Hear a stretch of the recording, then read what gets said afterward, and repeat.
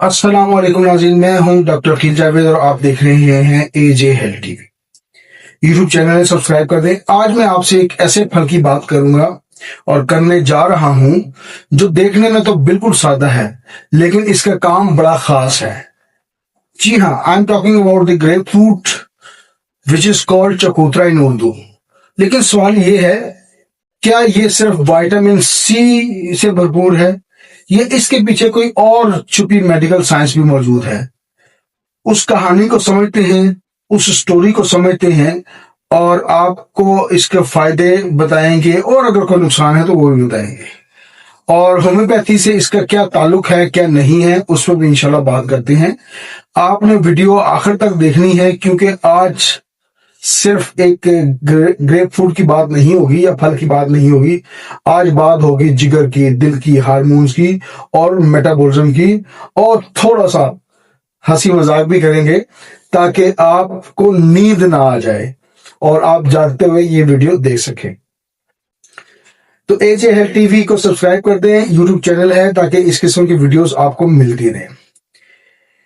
اگر آپ کے جسم میں مندرجہ ذیل علامات پائی جاتی ہیں تو یہ پھل آپ کے لیے ہے۔ جسم میں سستی ہو، پیٹ میں گیس اور افارا ہو، وزن بڑھ رہا ہو، کولیسٹرول زیادہ ہو رہا ہو، لیور ایل ایف ٹی کا ٹیسٹ ٹھیک نہ آیا اور اس میں اگر آپ الٹرا ساؤنڈ کرائیں تو فیٹی لیور آپ کو مل رہا ہو، شوگر آپ کی بارڈر لائن پہ ہو یا شوگر آپ کراس کر چکے ہوں، تو مسئلہ صرف زیادہ کھانا نہیں ہو سکتا۔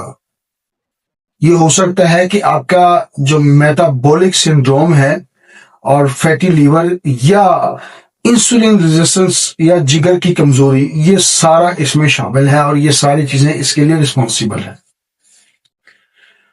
یہ رسپانسیبل ہے تو آپ نے ہماری یہ ویڈیو دیکھنی ہے اور اس میں آپ کے لیے بہت کچھ ہے۔ جو جگر ہے یہ ایز این آرگن یعنی کہ عضو کے طور پر ہمارے جسم کا سب سے بڑا اندرونی اعضاء ہے، یعنی کہ آرگن ہے۔ یہ پیٹ کے دائیں اوپر والے حصے میں پسلیوں کے تھوڑا سا نیچے ہوتا ہے۔ اس کے کام پہ بات کر لیتے ہیں۔ جسم سے جو ٹاکسک مٹیریل ہے یعنی کہ زہریلے مادے صاف کرنا، it is the responsibility of the liver.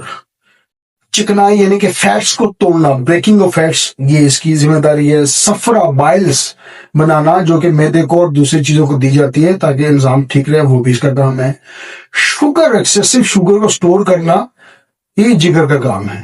تو اگر جگر سست ہو جائے تو وزن، کولیسٹرول اور شوگر تینوں بڑھ سکتے ہیں، تو یہ تو آپ پلے باندھ لیں۔ اور اس کی وجوہات پہ بات کر لیتے ہیں کہ یہ